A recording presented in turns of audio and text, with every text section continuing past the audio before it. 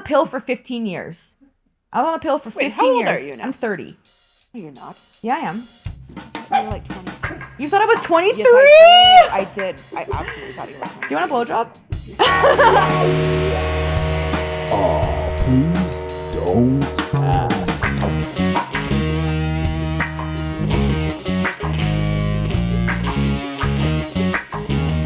Don't ask, baby. 11 is my lucky number. That's awesome. Mine, I think, is 7 or 2.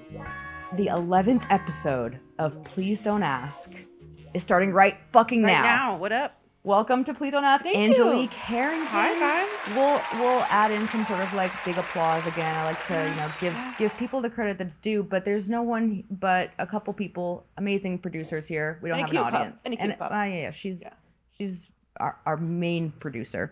But yeah, welcome to the show. Thank you. I'm so glad that you're here. Yeah. This is our 11th episode, and 11 is my lucky number, like I said. And Angelique and I had the same birthday. July 2nd. July 2nd, and so we had the same zodiac, and so I like talking about dumb shit like that with you. And I know, it just feels good. It just feels good. It just feels good to talk about because no one gets it but us. No, totally. If you don't have our birthday, you can fuck off for the next couple seconds. Like, we're gonna have a big party this year.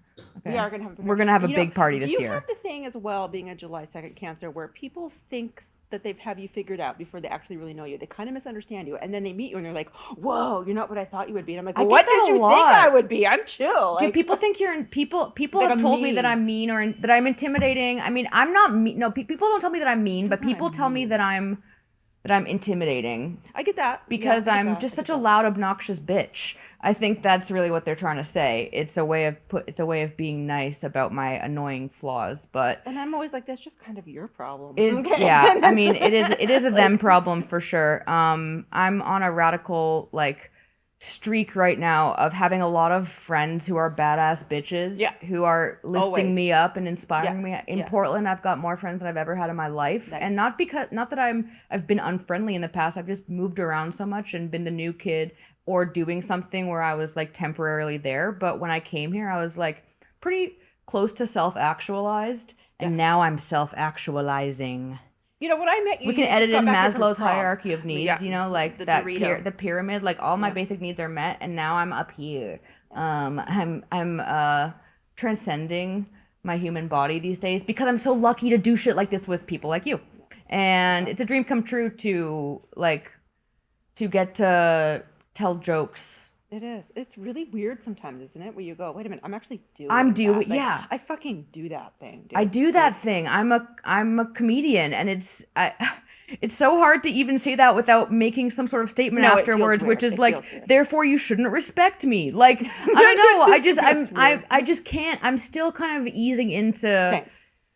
I'm a bad self-promoter. By the way, I know it's getting late. If you need to go, you don't have Don't say that. Stick around. Yeah, we gotta make them stay. We gotta draw them in. All right. I'm a bad self-promoter. I'm trying to be too mindful, too demanding. I've started touching my own butthole.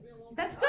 Yeah. See, that's how you bring them back, Olivia. You don't tell them it's okay to leave. I'm saying people will be like, "She's a comedian," and I'll go, "Am I?" Yeah, I mean, but isn't that? Yeah, I mean, I'm doing it. Isn't that funny though? Yeah. Because this is my life, people. Yeah. This is not you can't write this shit. Because it's a little bit between comedy and our real lives. So I mean, we got to tell the people a little bit more about who you are.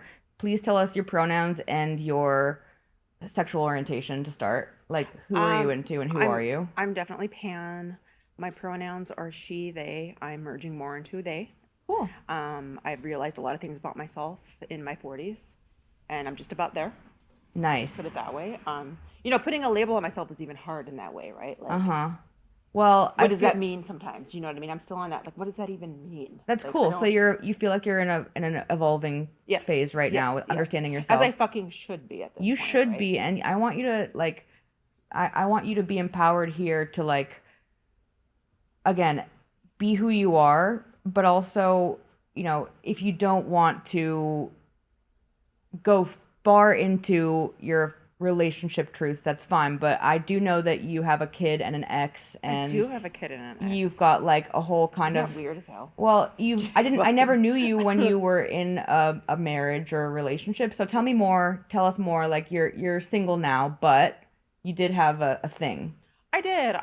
My daughter's dad was like my first crush. Oh. So I met him when I was like 10. Oh right? shit! Yes, Yeah. I knew that. No, I So bagged knew it. the I first know that fucking crush. I know that you had some sort of hottie. like romantic long story. Okay, so 10. You were 10 when I first met when you him. met. But he was 15. No. So it was like I was not even like that didn't exist to him. Okay. Right? But I remember thinking someday I will. Oh wow! As we do when we're young, right? Like I'm. I remember. Like, when my I God! get No, I titties, remember. like, I remember. Yeah, and you're like, I'm gonna crush it when I get titties, like and then I did. And then I did. And then yeah. we were together. Once yeah. So And you got tits, and then you were together quite instantly. It all happened. Yeah, in like no, totally. what was it, like a week or like a day that it just kind of happened? I'm just kidding. I mean, I was not the easiest in my early 20s to deal with, so it took him a while to really get my attention. You are perfect, and so am I. We are perfect. No one ever, if you ever criticize me, I swear to God, I don't know who I'm talking to. No. Or if you ever criticize Angelique, we'll cut this so that like you can send this to anyone who gives you shit. If you ever fuck with Angelique, I swear to God, I will set my dog on you, and she is a murderer.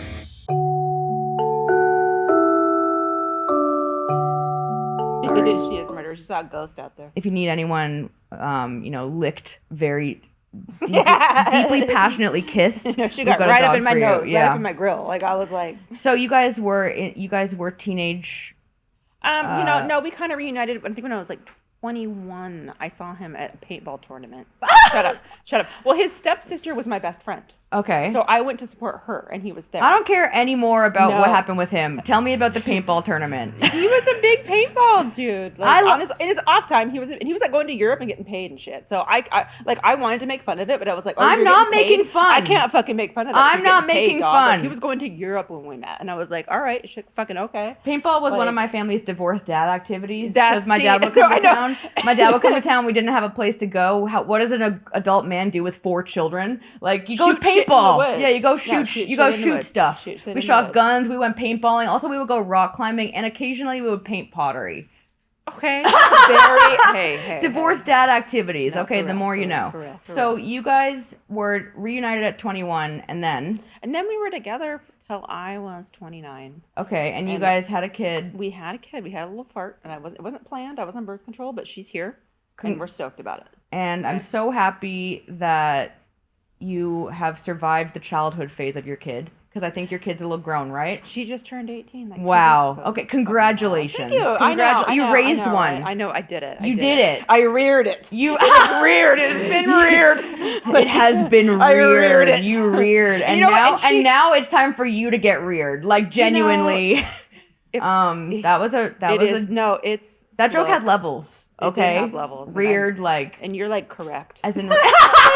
Okay. It's your time now. It's mommy's back, bitches. Mommy's back. And so, are you out there dating anyone? No, not yet. Not now. No. Not so. Why? I just like myself a lot. Hell yeah. I'm sorry. Like, but you've been out and around. So did you have any times in your life after your split where you were like dating? Yeah, and I was still toxic. So, and I felt like I needed to be for a while. Like I've totally had some toxic relationships. I knew it. I owned up to it. I wasn't ready for anything serious. If you I feel like anyone who says that they haven't had a toxic relationship is lying. Oh, I've had multiple. I would always told him I wasn't ready for anything else. Right? Like I was like, I got together with her dad. I loved him very much, and we're cool now. We're hella cool now. Oh, you're cool. It was too early for me. It was too early for me. I needed to go to therapy. Therapy, yes. I say it all the time. Okay. A lot of really good therapy. And I needed to play and experience shit, and I didn't. I got too serious too quick, and so I needed a good 10 years to just be kind of a piece of shit. As is your right. To be quite honest. As is your right. And so now I'm just kind of in that period where I'm like, okay, I'm not necessarily a piece of shit anymore. I'm like a lot healthier than I used to be. What do I want now? What do we want? I've still fumbled a couple people I shouldn't have fumbled, and it was my L, and I'm taking it. And and we're buddies I hate now. that experience. No, for real. And it's.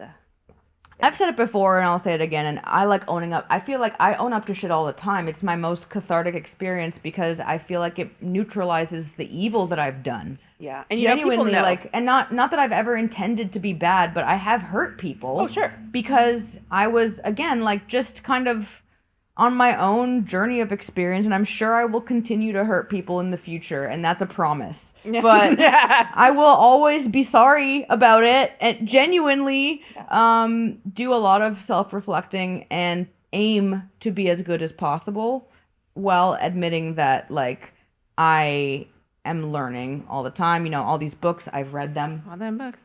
Sometimes I'm still not shit, you know?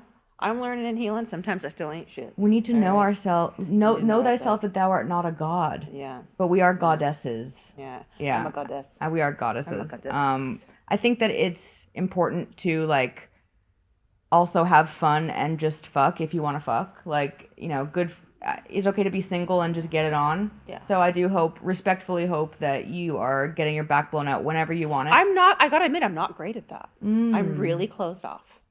Do you at least, like, have a large collection of sex toys? Large enough. Large enough. That's I'm really all good it with takes, these. baby. I'm really good with these. Well, they're right here. Honestly. These wound care hands can do a lot. Okay, look. She's a nurse, folks. It's not a kink. I do. I'm sure it is a kink somewhere for someone, and that's good for you. Genuinely. I'll admit, whenever I put gloves on, I do kind of. Yeah. Every time I'm like. Now bend over. It's hard to not. Like the Blink 182 cover, just. There's always been something sexy about gloves. No, putting on gloves every time I'm like, yeah. But I am allergic to a lot of different adhesives. So like Band-Aids and shit like that for me, like you've got to wear gloves and, you know, you got to be careful. Luckily I'm not allergic to condoms, but I am allergic to, like, you know, adhesive Band-Aids and shit. A lot of people are. They have a major reaction. I have really sensitive skin. I'm actually a very delicate little flower who is easily broken. Yeah. Absolutely. And I am baby. We should do a couple questions. I've got 3 questions for you from the people. All right. And they need you. They do need and me. And they need you more than they need me. I like to be needed. Yeah, don't we all? Okay, first question. Okay. My toxic ex keeps DMing me when she's drunk and asking to come over. And I'm actually considering it out of sheer horniness and loneliness. No. Please convince me to not put my dick back in crazy. I don't know if she's crazy or not. Don't put your dick back into somebody who'll fumble you. The fumble. You know, don't. Man, they had their chance. They had their fucking chance. And you know what? If you're messaging someone about it, the answer's already no. Well, you know the answer. You know the this person knows the answer, but what they want answer. is the like, don't do it, man. She fucked you over, man. My toxic ex, she keeps DMing me when she's drunk and asking me to come over. And I'm actually also, I do know what the feeling of sheer loneliness and horniness feels like, though. I mean, yeah, sure, but also like. Have you really not talked to her in a while? Or have you been talking to her the whole time? Like, there's a lot of questions here. I actually sometimes endorse fucking your ex if it's like the lesser of two evils.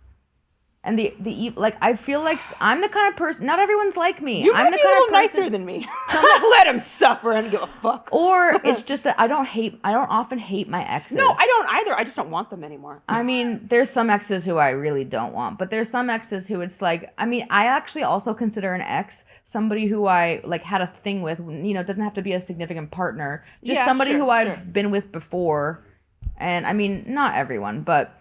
You know, the repeating of history, it's okay if you're willing to accept the consequences of history repeating. And that's fair, too. That's probably a lot healthier than I am. You know, it's not great advice. No, but it is honest, though. Fucking real. Not great advice, but I am telling the truth. It's real. No, you're telling the truth. I'll fuck an ex if it's familiar. We all have one that we would risk it for. I have one I would risk it for, but he'd have to give me a ring. And it would be a cock ring, probably. Bitch, I ain't playing. Yeah, sure. Just something. Nuva ring. Yeah. You know, some sort of ring. Yeah. I think that this person knows the answer to their question already. They do know, but it's okay, and it's fair, and we all have those moments, right? Cheers to them. We all have those moments. Cheers to you, innocent. Yeah.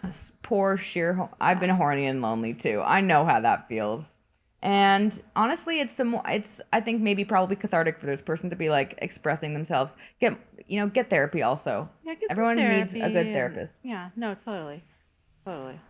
Next question, please. What's the best lube? Do you fuck with lube? No. You just have a wet ass pussy? Yeah.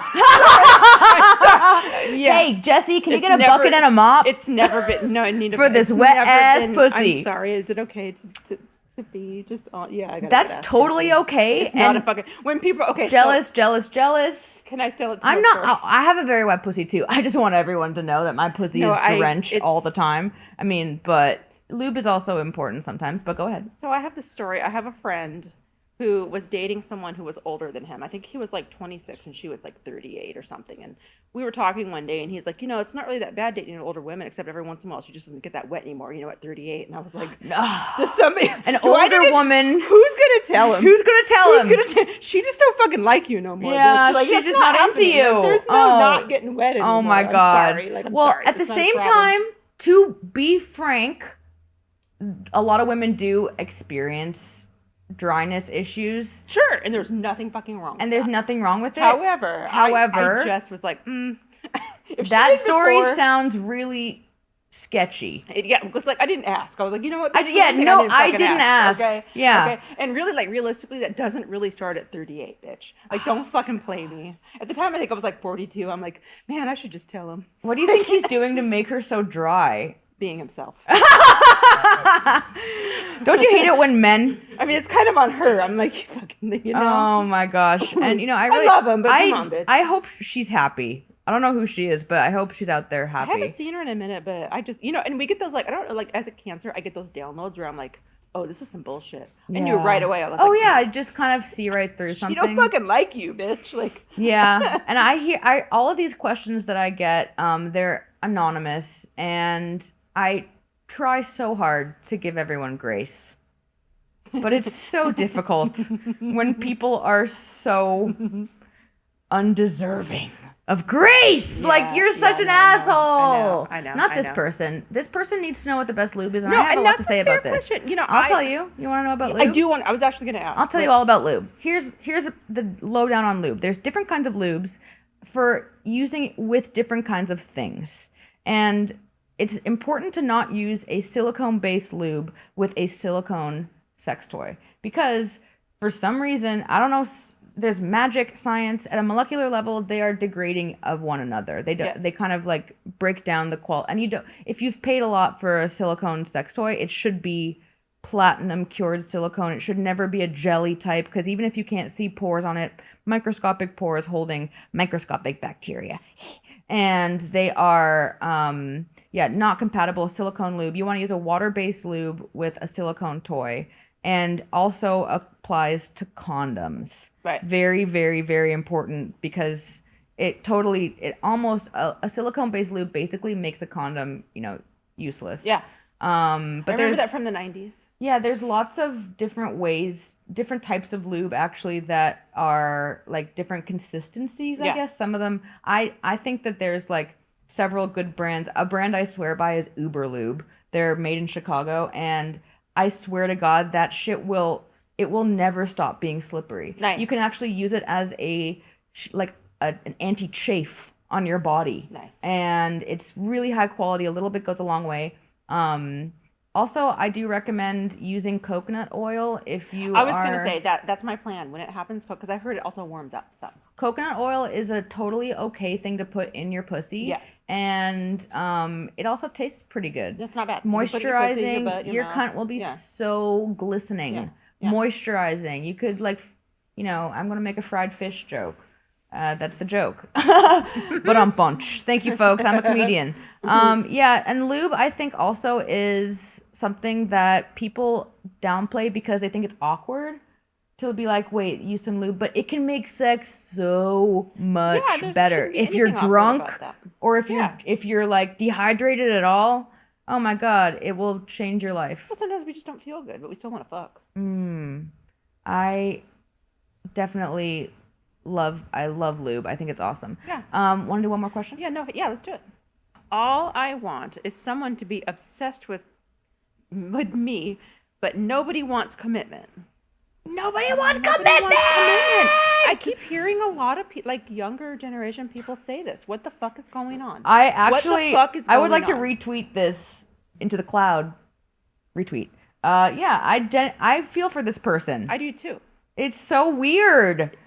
But commitment means something different to everyone. To everybody, right? Totally. But it does seem harder these days to, well, I think, I want this person to go within themselves and ask why they want someone to be obsessed with them, because I had to unlearn obsessive love being the only type of acceptable love.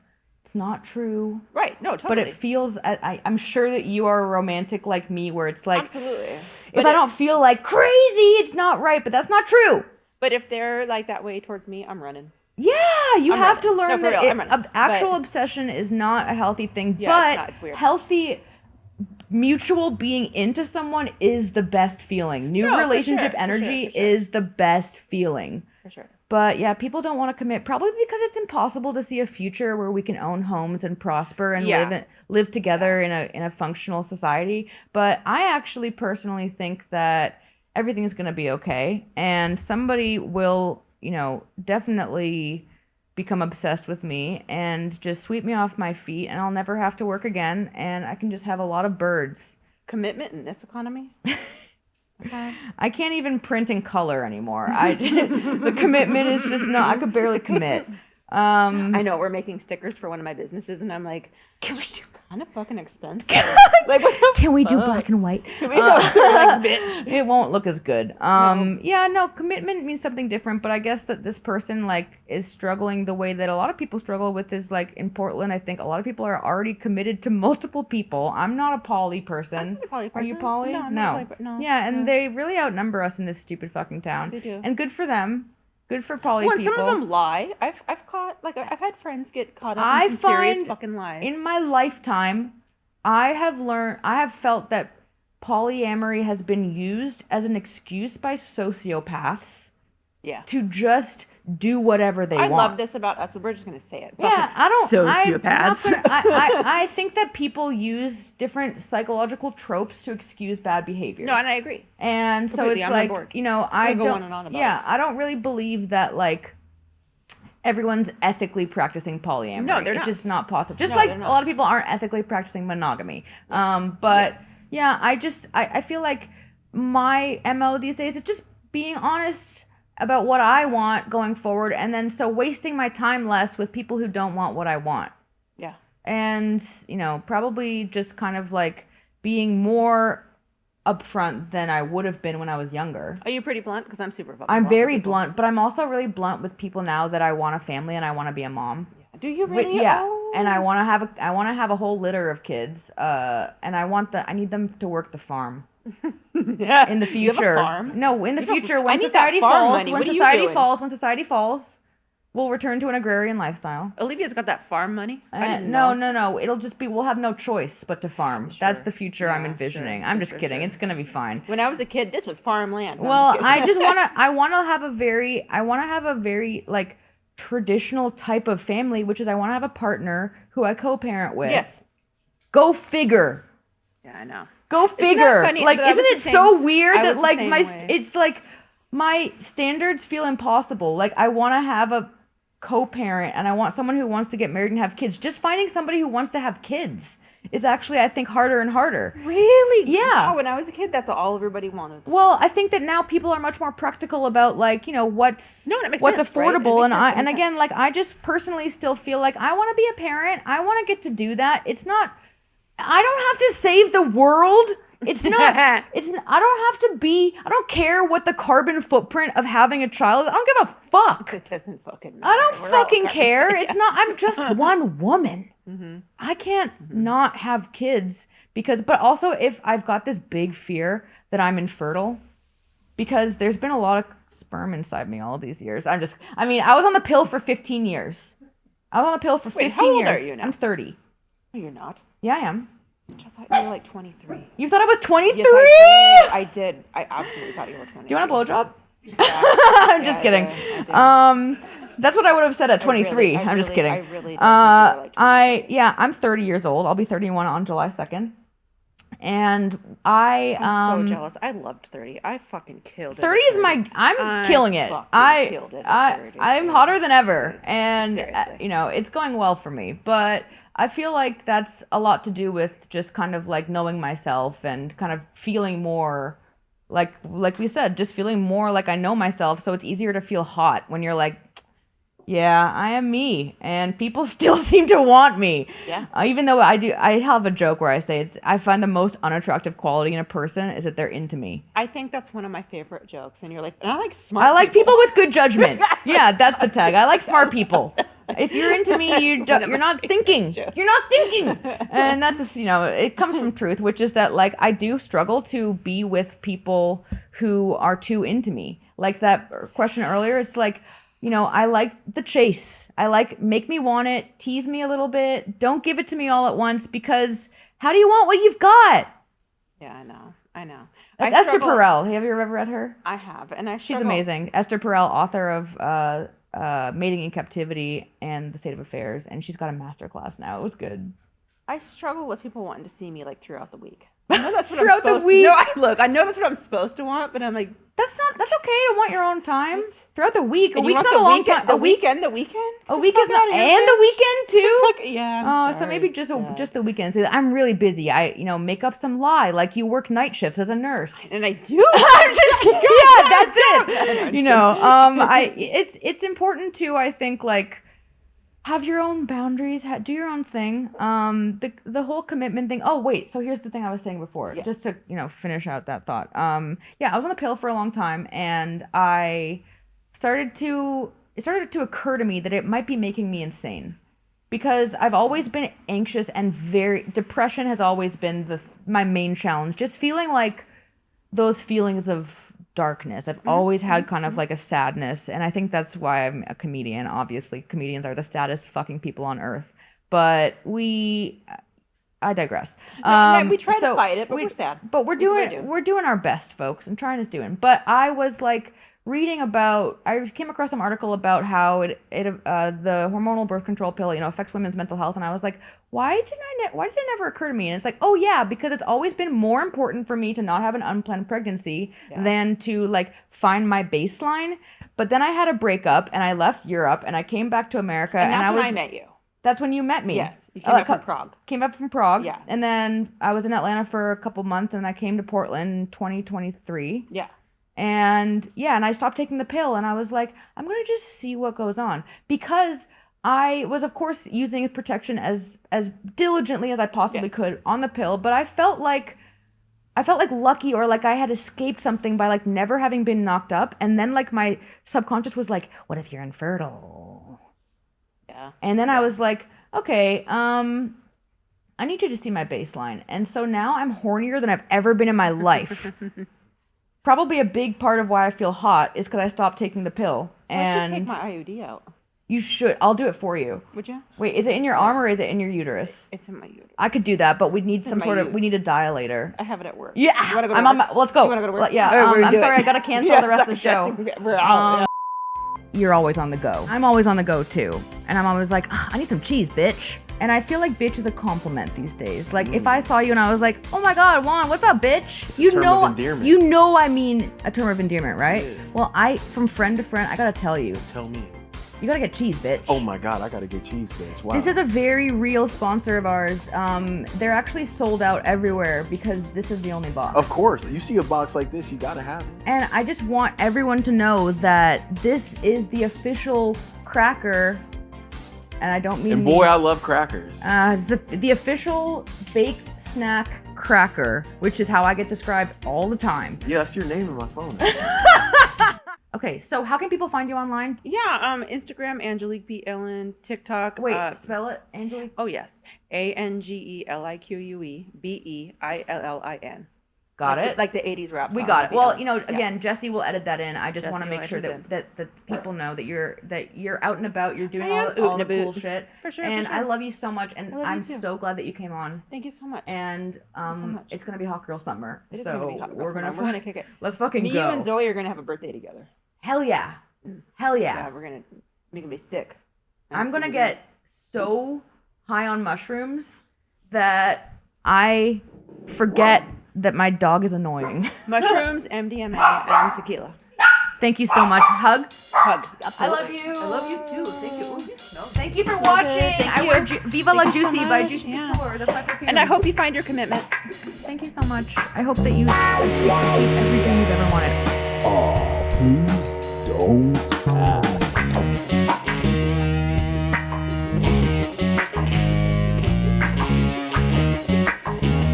Don't ask, baby.